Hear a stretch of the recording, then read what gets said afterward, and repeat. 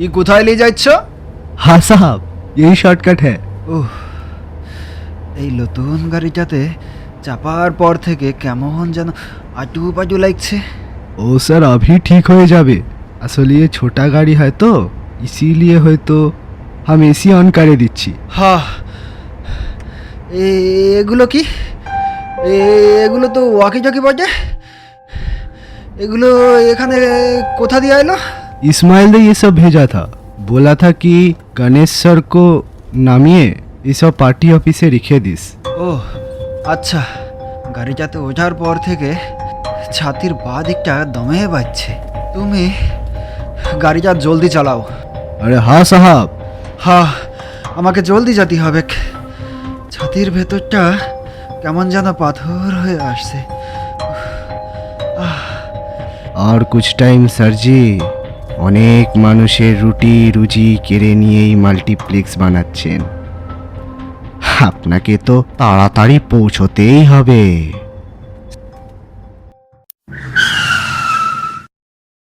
কি খবর? গাড়িটা আমি ড্রাইভ করছি, ম্যাডামকে নিয়ে তোরা পেছনে বস। তুই ড্রাইভ করতে পারিস? আগে বলিসনি তো। কে কে তোমরা বলো? তোমার মৃত্যু।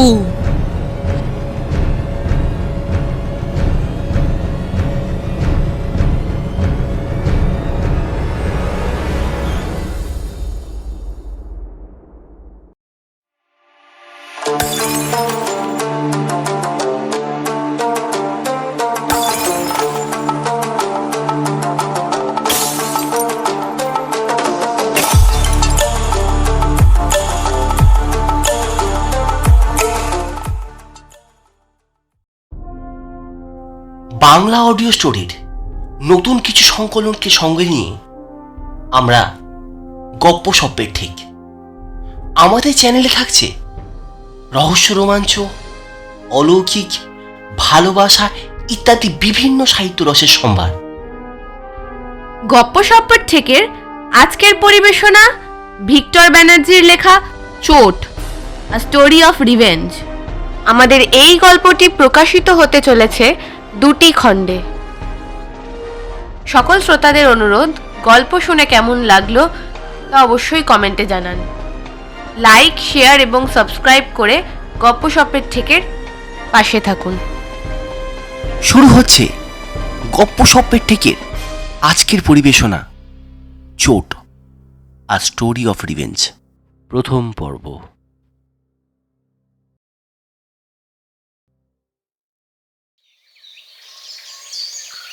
অংশু এইবার পালাবে কোথায় বাবা? এই নাও, এই নাও চেক। এই নাও আমার ঘোড়া, আড়াই ঘর, চেকমেট।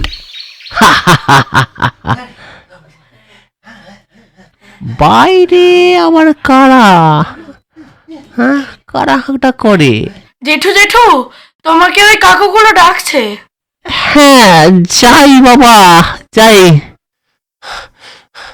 বিষ্ণুদা, কয়েকখান লোক আইছে আমাকে ফ্যাক্টরিতে তালা লাগাইতে। তুমি চলো তাড়াতাড়ি দাদা, তুমি চলো। হ্যাঁ দাদা, তুমি এখনই চলো আমাদের সাথে, এখনই চলো। ও কারা এসেছে? তা কারা এসেছে? আচ্ছা আচ্ছা, চলো চলো চলো চলো চলো দেখি। দিন তিনেকের লিভ নিয়ে বিষ্ণু শরণ মান্না ওরফে বিষ্ণুদা আজ বাড়িতেই ছিলেন। ইনি Loknath asbestos cement and roofing কোম্পানির একজন সিনিয়র স্টাফ। ফ্যাক্টরিটা ছোট হলেও স্টাফদের মধ্যে বোঝাপড়ার সম্পর্কটা বেশ ভালোই ছিল। অ্যাসবেস্টাস তৈরির কারখানা এটা, তবে খুব স্বল্প পরিসরের মধ্যেই এটা ছিল। সবই এতদিন ঠিকঠাকই চলছিল, তবে আজ যেন কোন অশনি সংকেত।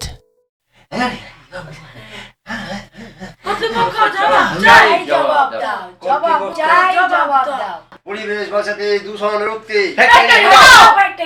পরিবেশ বাঁচাতে দূষণ রুখতে, মানুষের স্বার্থে সবুজ বাঁচাতে, মানুষের স্বার্থে সবুজ বাঁচাতে। তবে কি সত্যি এবারে তালা পড়তে চলেছে ফ্যাক্টরিতে? অতগুলো লোকের মাঝে কি বলবে বুঝতে না পেরে ফিরে আসে বিষ্ণুচরণ। দুটো হাতের মাঝে মাথা গুঁজে বসে পড়েছে। কিছুক্ষণ পর একটা পরিচিত কণ্ঠস্বর শুনে কপালের বলে রেখাগুলো স্বাভাবিক করে মাথা উঠিয়ে দরজার দিকে তাকায় বিষ্ণুচরণ। কি হলো? কোথায় চলে গিয়েছিলে তখন? আর এখন এইভাবে বসে আছো কেন? Anything wrong? হ্যাঁ, কিছু লোকের মাথা মেরে কর্তৃপক্ষকে চাপ দিয়ে গণেশ বান্টি গণ আন্দোলন করিয়ে ফ্যাক্টরিটাকে বন্ধ করার চেষ্টা করছে গো। তাই তাই আজ লোকজন ফ্যাক্টরি গেটে অবরোধ করছিল। ওই দূষণের কারণ দেখিয়ে ফ্যাক্টরিটা বন্ধ হোক সেটাই চায়। সে কি? তাহলে তো মুশকিল। হ্যাঁ, এতগুলো মানুষ বেরোজগার হয়ে যাবে সব। তোমাদের ফ্যাক্টরির মালিকের কি যেন বেশ নাম? সমীর বাবু, রাইট? কি বলছেন উনি? জানি না এখনো। উনি তো বড় লোক। একটা ফ্যাক্টরি বন্ধ হলে ওনার মতো লোকের কিছু যায় আসে না। তবে কথা তো ওনার সাথেই বলতে হবে। এই রকমই নানা কথোপকথনের মধ্যে দিয়ে দিনটা কেটে যায় অংশু চ্যাটার্জি আর ফ্যাক্টরি বন্ধের দুঃস্বপ্নে কাতর বিষ্ণুচরণ মান্নার। Anshu Chatterjee ex army officer আর বিষ্ণু ওর ছোটবেলার বন্ধু। দুজনই অবিবাহিত, বয়স দুজনকারই 50 ঊর্ধ্ব। ভিন্ন কর্মজীবনের সুবাদে নিজেদের প্রফেশনাল ফিল্ডে দুজনেই বেশ পরিণত এবং সুদক্ষ। বিষ্ণুচরণ এই ফ্যাক্টরির কেমিক্যাল ল্যাবে কাজ করেছেন আজ প্রায় 25 বছর যাবৎ। ফ্যাক্টরির উৎপাদন যে পরিবেশ বান্ধব তা 100% ঠিক নয়, তেমনটাই পলিউশন কন্ট্রোল বোর্ড থেকে টিম এসে ক্ল্যারিফাই করে দিয়ে গেছে। এরপর দিন কয়েক কেটে যায়। আজ মর্নিং ওয়াকে অংশুমান এসে বলে, আজ দেখেছো খবরের কাগজটা? না, এখনো দেখে ওটা হয়নি। তা কিছু খবর আছে নাকি ভাইয়া? হ্যাঁ, তোমাদের ফ্যাক্টরি বন্ধের ব্যাপারটা বেরিয়েছে কাগজে। বলছে মালিক পক্ষ নাকি তোমাদের ইউনিয়নের সাথে আলোচনায় বসতে রাজি হয়েছে। ও বাবা, সে তো চড়ে চড়ে মাস্ত তো ভাই।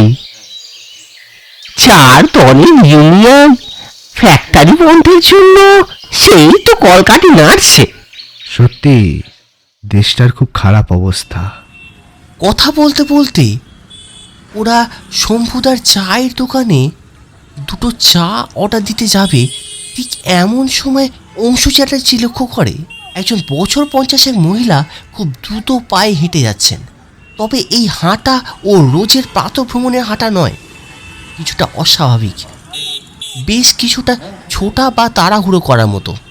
হঠাৎ করে দেখলে মনে হয় যেন কারোর থেকে বাঁচার জন্য এমন উৎকট ভঙ্গিমায় প্রাতঃভ্রমণে বেরিয়েছেন। অংশুর এত ভাবনার মাঝেই আজকের খবরের কাগজটা হাতে নিয়ে হেডলাইনগুলো চোখ বোলাতে শুরু করে ফেলেছে বিষ্ণুচরণ। একটা খবরে চোখ পড়তেই বিষ্ণুচরণ কাগজটা একেবারে চোখের কাছে নিয়ে এসে হেডলাইনটা বেশ উচ্চারণ করেই পড়ল, সরোজিনী বালিকা বিদ্যাপীঠ থেকে 2 অষ্টম শ্রেণীর ছাত্রী নিরুদ্দেশ। হ্যাঁ, কি পড়লে খবরটা?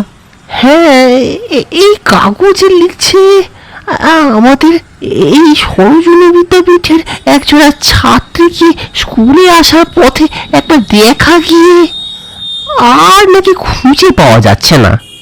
এই দেখি দেখি কাগজটা দেখি। ও, এবার বুঝতে পেরেছি সুরঞ্জনা ম্যাডাম কেন পালানোর ভঙ্গিমায় মর্নিং ওয়াক করছিলেন আজ। হ্যাঁ, এই সুরঞ্জনা ঘোষ। হ্যাঁ, সুরঞ্জনা দি তো এখন ওখানকার হেডমিস্ট্রেস। তা ওনার স্কুলের মেয়েরা এই নিখোঁজ হলো কেন? এটা কোনো কিডন্যাপিং এর কেস নয় তো? কাগজে কি বলছে বলো তো? উম, না, তেমন কিছু লিখেনি। লিখেছে পুলিশ তদন্ত চালাচ্ছে।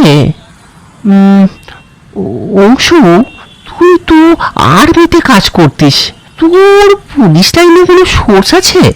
একটু খোঁজ করে দেখ না, যদি কিছু খবর টবর জোগাড় করতে পারিস আর কি। হ্যাঁ, খারাপ কিছুই বলনি। লোকাল থানার কাছ থেকে কিচ্ছু বার করা যাবে না, মগ ডাল ধরতে হবে, বুঝলে? হ্যাঁ, ঠিকই বলেছ। এইসব বিভিন্ন কথাবার্তা চলতে থাকে অংশু আর বিষ্ণুচরণের মধ্যে।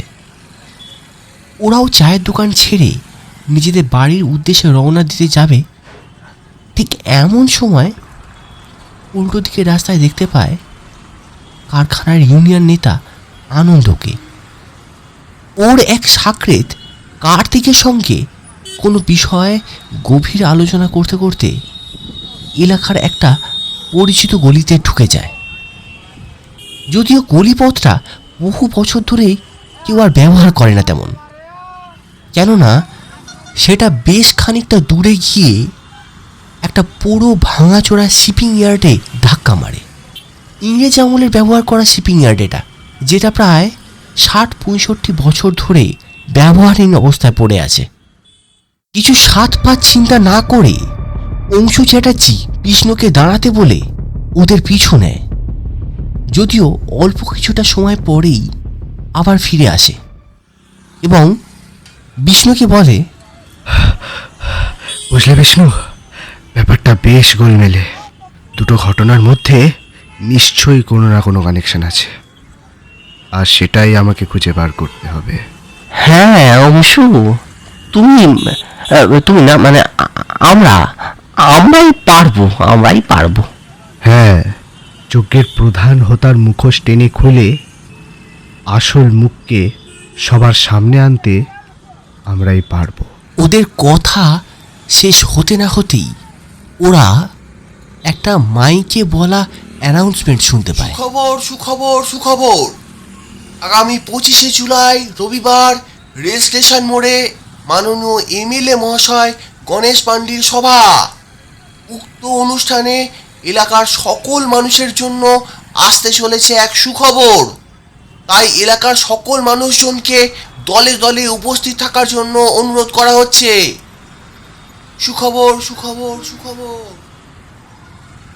ব্যাপারটা কিছুই আন্দাজ করতে না পেরে দুজনে মুখ চাওয়াচাই করে নিজেদের বাড়ির উদ্দেশ্যে ফিরে যায়।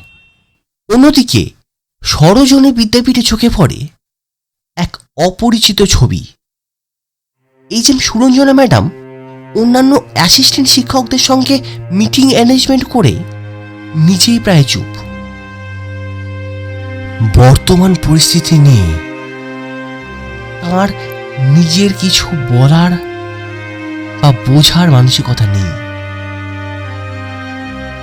বেশ খানিকক্ষণ সময় সকলে চুপ করে থেকে নীরবতা ভেঙে একজন সহশিক্ষিকা বলেন, ম্যাডাম, আমি কি কিছু বলতে পারি?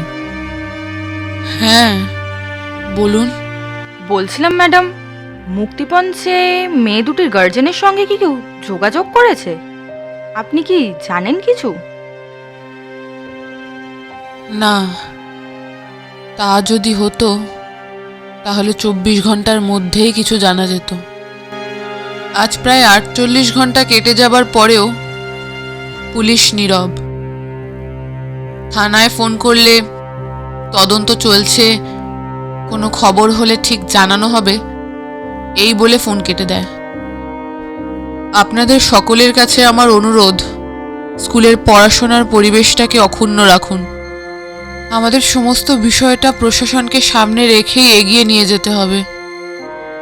সুরঞ্জনা ম্যাডামের কথাগুলো শেষ হতে না হতেই মিটিং রুমে স্কুলের দারোয়ান নবীন থাপা হন্তদন্ত হয়ে এসে বলে, ओ मैडम जी, बाहर से मीडिया लोग और कुछ आदमी लोग आया है और कुछ गार्जियन भी आया है।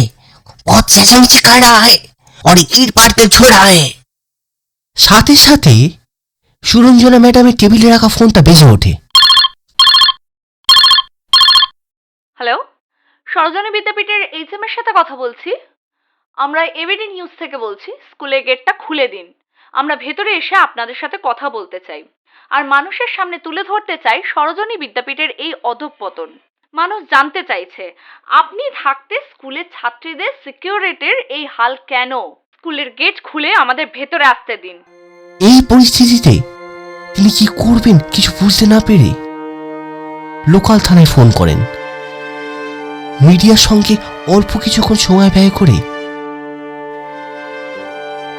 শান্ত অবসন্ন সুরঞ্জনা ম্যাডাম টেবিলে মাথা রেখে বসে পড়েন। পরিস্থিতিটা যে এত ঘোরতর হয়ে যাবে তা তিনি কখনো ভাবতে পারেননি। এদিকে স্কুলে দিনে দিনে অ্যাটেন্ডেন্সে প্রভাব পড়ছে। বেশ কিছু গার্জিয়ান স্কুল থেকে ট্রান্সফার করানোর কথাও জানায় সুরঞ্জনা ম্যাডামকে।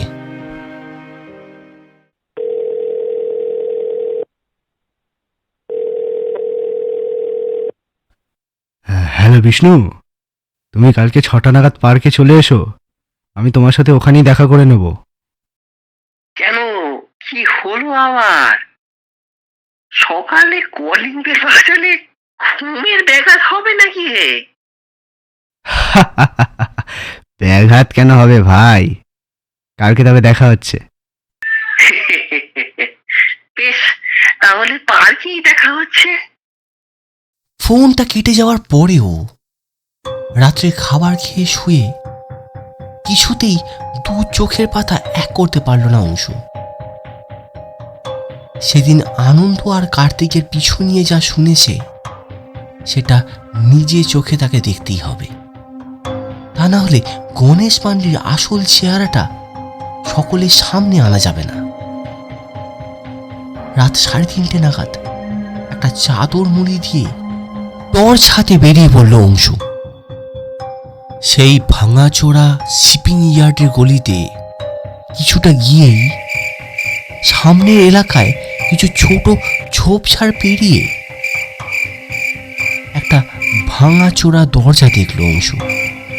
সন্তর্পণে সেটা ঠেলে ভেতরে ঢুকে যা দেখল তা অংশুর চিন্তা ভাবনার সীমানার বাইরে ছিল। শুনতে পেল কিছু নিচু গলার আওয়াজ।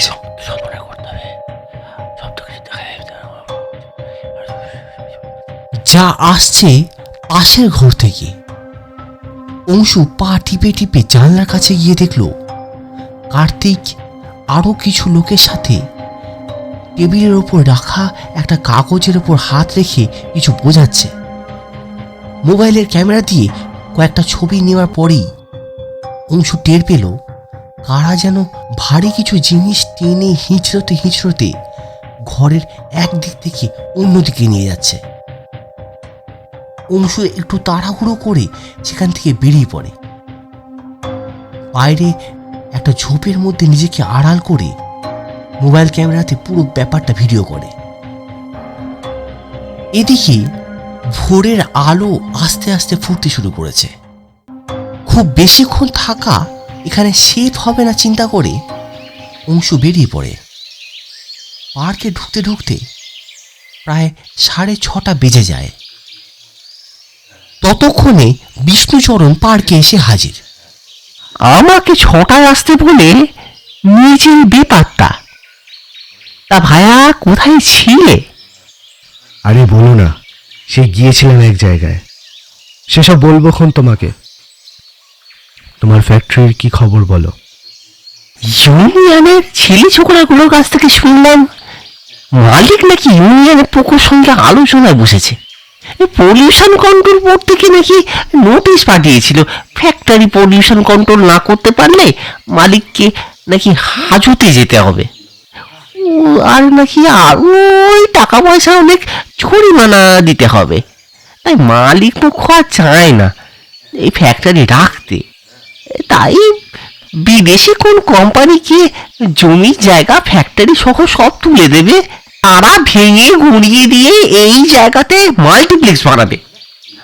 আর আমাদেরও নাকি সবার কর্মসংস্থান হবে। এই সব বুঝলো কি দিয়েছে বিশ্বাসঘাতক সমীর বিশ্বাস। এই সব কথাবার্তা বলতে বলতে কিছুটা বেলা হয়ে যায়, আর পার্কেও বেশ কিছু মানুষের ভিড় হয়ে যায়। অংশু বিষ্ণুচরণ আজও দেখে সুরঞ্জনা ম্যাডামকে বেশ খানিকটা চিন্তাশীল অবস্থাতেই মর্নিং ওয়াকে হাঁটছেন। অংশু একটু চেষ্টা করলেন ওনার সঙ্গে কথা বলার, কিন্তু উনি পাশ কাটিয়ে না শোনার ভঙ্গিমাতেই চলে গেলেন। তবে ওনাকে আজ বেশ অন্যমনস্ক লাগছিল। কারণটা যদিও অংশু বেশ ভালোই আঁচ করতে পারছিল, তবে এর মধ্যে ঘটে গেল আর এক ঘটনা। পার্ক চত্বরে ময়লা নিয়ে যাওয়া 3 চাকা ভ্যানটার সাথে সুরঞ্জনা ম্যাডামের উল্টো মুখে ধাক্কা লেগে যায়। যদিও সবটাই ঘটে ভ্যান চালকের অলক্ষ্যেই আর সুরঞ্জনা ম্যাডামের অন্যমনস্কতায়, তবে হঠাৎই 2-1 কথা শুরু হয়ে যায়। ঠিক এমন সময় অংশু একটু কড়াভাবেই লোকটিকে বলল, তোমার এই অসাবধানতার জন্য আর যদি ম্যাডামের লেগে যেত তাহলে কিন্তু আমরা তোমার নামে কমপ্লেন করতাম। দেখে গাড়ি চালাতে পারো না? আরও 10 জন হ্যাঁতে হ্যাঁ মেলালে তাতে সর্বোপরি অংশুরই সুবিধা হলো। পথ চলতে চলতে অংশু বলল, ম্যাডাম আপনার লাগেনি তো কোথাও? না, I am absolutely fine. By the way, ধন্যবাদ। হ্যাঁ, আপনাকেও স্বাগত। আমি Anshuman Chatterjee, ex military serviceman. আমরা প্রত্যেকেই আপনার স্কুলের ঘটনাগুলো শুনেছি, খুবই খারাপ লাগলো, ভীষণ দুঃখজনক। বলছিলাম কে বা কারা এর পিছনে আছে, কিছু কি জানিয়েছে পুলিশ আপনাদের? না, এখনো তেমন কিছু জানায়নি। আজ একটু তাড়ায় আছি, চলি। তবে ম্যাডাম, আমার কিছু কথা ছিল, আপনি যদি আমার কার্ডটা রাখতেন প্লিজ। ও ওকে। সময় চিনিয়ে দেয় বাস্তবিকতাকে। হিংসা প্রতিপক্ষকে আরও নেতিবাচক হবার অক্সিজেন যোগায়। হ্যালো, হ্যাঁ দাদা, আমি সবাইকে দিয়ে দিয়েছি। হ্যাঁ হ্যাঁ হ্যাঁ, স্কুলের সামনে যে খাবারের দোকানগুলো আছে তো, হ্যাঁ ওগুলো সব আমি দিয়ে দিয়েছি। আপনার কোনো চিন্তা নেই দাদা, সরজনীতে আর কেউ পড়তে আসবে না। আপনার কোনো চিন্তা নেই দাদা, আপনার কোনো চিন্তা নেই। ওকে। ঝোপের আড়ালে দাঁড়িয়ে অংশু এই সব কথাবার্তা শুনতে থাকে। দেখে কিছু প্যাকেটে মোড়া সাদা পাউডারের মতো টেবিলে পড়ে থাকতে। কথাগুলোর সাথে জিনিসপত্রগুলোর সামঞ্জস্য কিছুই বুঝে উঠতে অসুবিধা হয় না অংশুর। অন্যদিকে গভীর রাতের অন্ধকারে ছোট ছোট ডিঙির সাইজের নৌকা ঘাটের কাছে দাঁড় করিয়ে রেখে বাক্সবন্দি কি যেন সব সেগুলোতে উঠতে থাকে। রাতগুলো যেন আরো ভয়ঙ্কর থেকে ভয়ঙ্করতম অনৈতিকতায় ভরপুর হয়ে উঠছে অংশুর সামনে। কিন্তু কাকে বলবে সে এসব কথা, আর কার কাছে বা প্রতিকার চাইবে এসবের? এই সব চিন্তা ভাবনার মাঝে অংশু হঠাৎ শুনতে পেল একটা ক্ষীণ আওয়াজ। চল, আমাকে একটু জল দাও। কেউ যেন গভীর ঘুমের মধ্যে থেকে কথাগুলো বলছে। অংশুমান চেষ্টা করে খুঁজে ওঠার, কিন্তু তার আগেই ঘন কালো অন্ধকারের মধ্যে শব্দগুলো যেন হারিয়ে ফেলে আপন কোণে ঘর। ইতিমধ্যে সে খেয়াল করে একটা গাড়ি এসে দাঁড়িয়েছে। কারা যেন গাড়ি থেকে নেমে সোজা চলে যায় গুদাম ঘরগুলোর ভিতরে। হঠাৎ বৃষ্টি নেমে আসে, তবে ফেরার সময় ফোনের আলো জ্বালিয়ে গাড়ির নম্বরটা টুকে নেয় অংশ। খুব ভোর থেকেই বৃষ্টি নামায় আজ আর মর্নিং ওয়াকে যেতে পারে না ওরা দুজনে। আজ প্রায় দিন 4 কেটে যায় দুটো মেয়ের নিখোঁজ হওয়ার। ওদের ইনভেস্টিগেশন নিয়ে সদপ্তরের আশায় সুরঞ্জনা দুজন গার্জেনকে নিয়ে থানায় যান।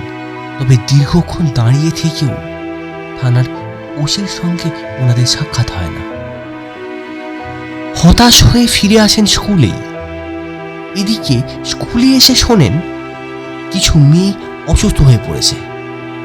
হাসপাতাল থেকে খবর নিয়ে জানতে পারেন খাবারের মধ্যে কিছু বিষক্রিয়া এবং কিছু নেশার উপকরণ পাওয়া গেছে। থানায় যোগাযোগ করেন উনি সাথে সাথে। পুলিশ এসে স্কুল বন্ধ রাখার নির্দেশ দিয়ে যায়। স্কুলের ম্যানেজিং কমিটি গার্জিয়ানদের সঙ্গে আলোচনায় বসে। প্রশাসনের সঙ্গে সহযোগিতার হাত বাড়িয়ে দেওয়ার জন্য অনুরোধ জানায়। সুরঞ্জনা ম্যাডামের জন্য প্রাণের প্রিয় স্কুলটির ভবিষ্যৎ ক্রমে কালো মেঘের ঘনঘটায় ঢাকা পড়ে যেতে থাকে। এদিকে অংশু গাড়ির নাম্বারটির খোঁজ নিতে গিয়ে যা দেখতে পায় তাতে অংশু অবাক হয়ে যায়। ওর সন্দেহ একেবারে ভুল ছিল না। তবে কার্তিক দাদা সম্বোধন করে কারোর সঙ্গে ফোনে সেদিন কথা বলছিল, সেটাই অংশুমানের মনে খটকা থেকে যায়। রাত প্রায় 9:30। অংশু ডিনারে বসবে ঠিক এমন সময় দরজায় একটা খটখট শব্দ শুনতে পায়। এত বৃষ্টির রাতে দরজা খুলতেই আগন্তুককে দেখে অংশুর কিছু বলার আগেই আগন্তুক বললেন, আপনি আপনি অংশুমান চ্যাটার্জি, আমাকে কার্ড দিয়েছিলেন, মনে আছে? বলে নিজেই ঢুকে এসে বললেন, ভেতরে আসতে পারি কি? হ্যাঁ ম্যাডাম, আপনি এত রাতে? আমি ভেবেছিলাম আপনি হয়তো কল করবেন। না, বিপদের লাল সংকেত আমাকে স্থির থাকতে দিচ্ছে না। কি করব আমি বুঝে উঠতে পারছি না। হ্যাঁ, আমি শুনেছি আপনাদের স্কুলটা বন্ধ রাখার নির্দেশ দিয়েছে থানার থেকে। ফোনটা হঠাৎ বেজে ওঠে। অংশু ইশারায় সুরঞ্জনা ম্যাডামের কাছ থেকে অনুমতি নিয়ে ফোনটা রিসিভ করে। হ্যালো অংশু, এই মারাত্মক বিপদ হয়ে গেছে ভাই। একবার দেখা করতে পারা যাবে এখন? আমি আসবো তোমার বাড়িতে। একটা খবর পেয়ে নিজেকে আর সামলাতে পারছি না। হ্যাঁ, কি হলো আবার? হ্যাঁ, এসো এসো তাহলে। যথারীতি আবারও কিছুক্ষণ পর দরজায় টোকা পড়ল। হন্তদন্ত হয়ে প্রায় আধ ভিজে অবস্থায় ঢুকে এসে বিষ্ণু বলল, আরে যা বৃষ্টি ভিজে গেলাম। আরে বলো না, এই ইউনিয়ন ছেলেদের কাছ থেকে একটা খবর পেলাম।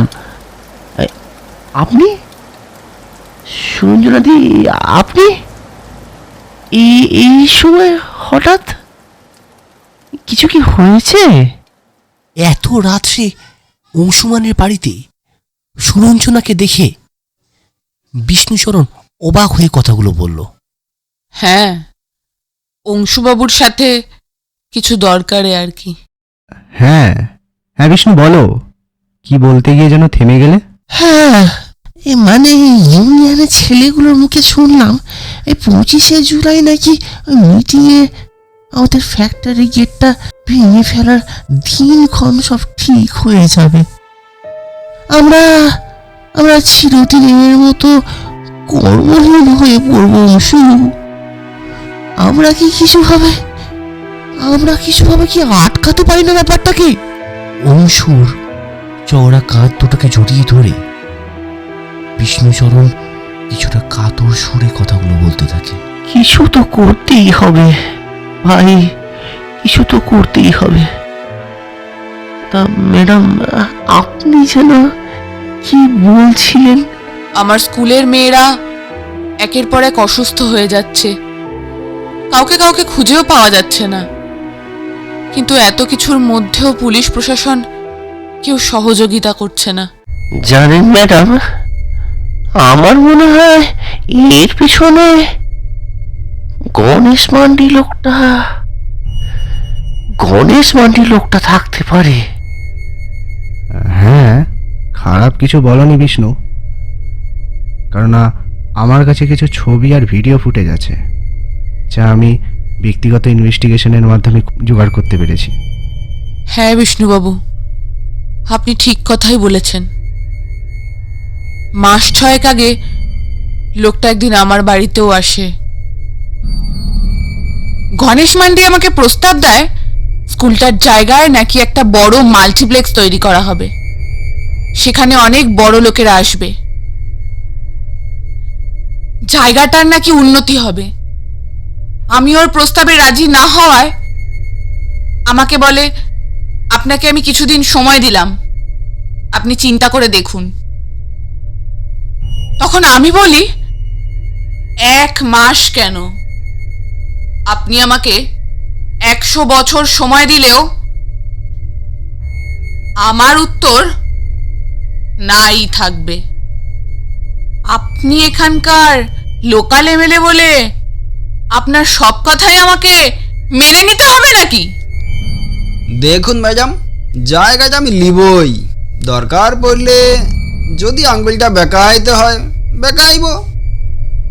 আপনার যা ইচ্ছা হয় আপনি করে নিন, কিন্তু আমি স্কুলটা বন্ধ করব না। এই ঘটনার পরে আবার ওর ফোন আসে আমার কাছে, তবে আমি আর কোনো সাড়া দিইনি। এখন শুনছি ওই অ্যাসবেস্টাস ফ্যাক্টরির জমিটাকে নিয়ে কি যেন একটা বানাবে। হ্যাঁ, আমি এই ফ্যাক্টরিতেই কাজ করি। আবাসন বানাবে ঠিক করেছে ওরা। মালিক পক্ষকে মোটা টাকার লোভ দেখিয়ে জমিটা নিয়ে নিচ্ছে। ফ্যাক্টরি বন্ধ হলে প্রায় 30-40টা পরিবার হয়তো হেসে যাবে। এতক্ষণ অংশ চুপ করেছিল, তবে প্রশান্তি ভেঙে যে কথাটা বলল সেটা সুরঞ্জনা ম্যাডামের আন্দাজের সাথে একেবারে মিলে গেল। সেদিন শিপিং ইয়ার্ডে যে গাড়িটা দেখেছিলাম সেটা পুলিশের গাড়ি ছিল। আমাদের লোকাল থানার ওসি গাড়িটা ব্যবহার করেন। আরে বাবা, কি বলছো অংশু? আমি তো হতবাক হয়ে যাচ্ছি। সবাই তার মানে? হ্যাঁ, সবাই এক হাতের 5 আঙুলের মতোই একসাথে আছে, একই দলে আছে। তবে আমাদের আসল হাতটার খেলাকে এবার শেষ করতে হবে। আমি থাকবো আপনাদের সাথে। আমার থেকে আপনারা সমস্ত রকমের সহযোগিতা পাবেন। আমরা যদি গণেশ মান্ডির উপরের মাথার কারোর সঙ্গে কথা বলি তবে কি ব্যাপারটা আটকানো যাবে? আমার এক আত্মীয় আছে জানেন তো, তার সাথে যোগাযোগ করলে হয়তো আমরা গণেশ মান্ডির এই সব কিছু করাটাকে আটকে দিতে পারি। আলোচনার রেশ কিছুটা বৃষ্টি শব্দের সাথে মিশে যেতে থাকে। তবে এই অমনীষার অবসান কি এত সহজ সমাধান? প্রশ্নচিহ্নের পাকানো জট অংশুচারের আরো ভাবিয়ে তোলে।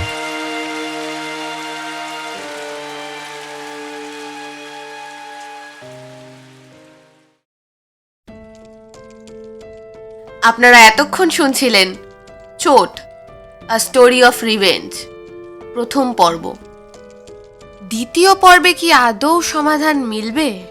3 বন্ধুর মিলিত প্রচেষ্টায় আসল অপরাধী কি আদৌ ধরা পড়বে, নাকি এই অন্যায় চলতে থাকবে অবিরত? সরোজনী বিদ্যাপীঠের ছাত্রীরা আবারও কি স্বাভাবিক পড়াশুনোর ছন্দে ফিরতে পারবে, নাকি একে একে সকলে নিখোঁজের পথে যেতে থাকবে?